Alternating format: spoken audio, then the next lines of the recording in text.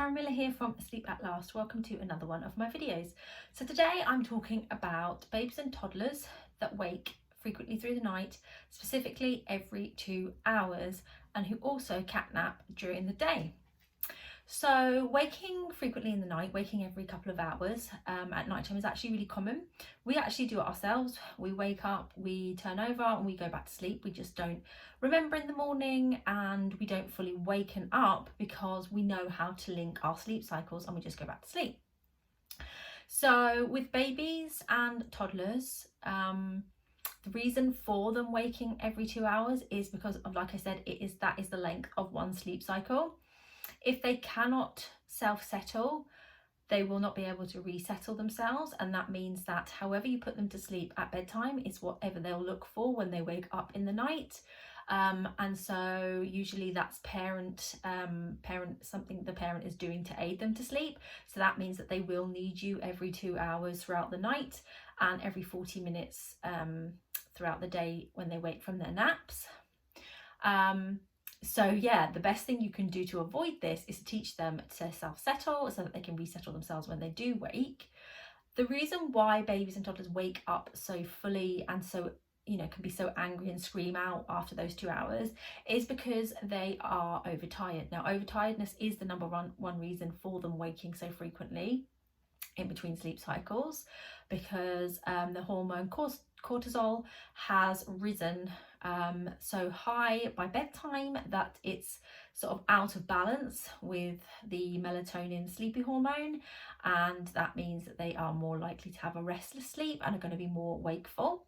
So yeah, the basic answer is that they are overtired. So in order to resolve this, as well as teaching self-settling and resettling, is to look at their day sleep and their bedtime. Is it age appropriate? So check that their awake windows are correct for their age, and check that they are having the correct amount of day sleep, since babies and toddlers only need a certain amount of day sleep per 24 hours. So make sure that that is appropriate, and if it isn't, move things about and get them re-established onto a more age appropriate routine. Bedtime especially can be a very big culprit for frequent night wakes, and usually is too late. And that's also because they are overtired by bedtime, so you're already on the back foot. They fight bedtime and then it takes them longer to settle. So the bedtime routine itself can end up being sort of too long, or the whole bedtime process can drag on for several hours. And before you know it, you've got a baby or toddler that is consistently not sleeping before sort of 9-10 o'clock at night every evening.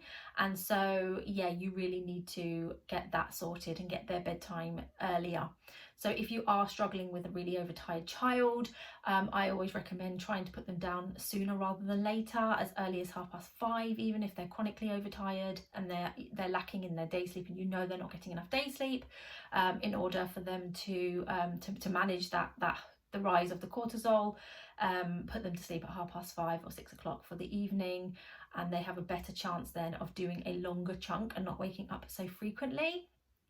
But yes, the best thing you can do is to get on top of their overtiredness by managing their day sleep, getting them on an age-appropriate routine, as well as teaching them to self-settle so that they can resettle themselves at those wakes and they're not so wakeful and so upset and grumpy and angry at those wakes as well. When they do wake up for those wakes, if you're going in at the moment every 2 hours, be mindful that over about 6 months of age, seeing you can be really stimulating and can further wake them up. So make sure you're only really going into them if they're absolutely hysterical. So back off and give them a chance to settle themselves. And you may find that their cry is just a whingy on-off cry, and that they actually don't need you for every single wake. It might just need you for 1 or 2 wakes. And make sure that when you are comforting them, you either stay in there until they fall asleep, or you make it brief and then leave again. So I hope that helps you to eliminate those frequent night wakes. This is something that I help with clients with all the time. Very often when I start working with a client, that is the main issue: 2 hourly wakes at night and catnapping through the day.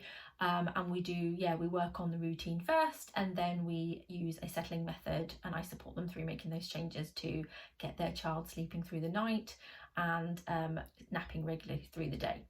So I hope that was useful. Please hit like if you enjoyed this video, and remember to subscribe to my page to be notified of when I do more videos. Thanks guys, bye.